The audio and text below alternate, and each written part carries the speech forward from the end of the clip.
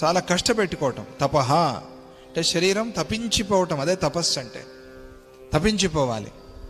అది ఈ తపించిపోవటం అనేది అక్కడితో ఆగిపోకుండా ఆయన నుంచి బయటికి వెళ్ళిపోయి మొత్తం అంతా వ్యాపించిపోయింది. అది తపస్సు. ఆ వేడి చుట్టూ ఉండే కల్మషాలని కూడా కాల్చేస్తుంది. అటువంటి తపస్సు. అటువంటి ఆ తపస్సుని ఆయన ధనంగా పెట్టుకున్నాడు దత్తాత్రేయ స్వామి. తపోధనం దివ్యే వర్షశతే పూర్ణే యదా తేన త్యజంతి తం. ఇలా 100 దివ్య సంవత్సరాలు గడిచినా కూడా వారు తీరాన్ని ఆశ్రయించి అక్కడే ఉండి ఆ దత్తస్వామిని ప్రార్థించారే, అటువంటి ఆ దత్తస్వామి, ఆయన్ని పట్టుకోవయ్యా, ఆయన్ని ప్రార్థన చేసుకో. వికృతాచరణం భక్త్యా సంతోషయితుమర్హత.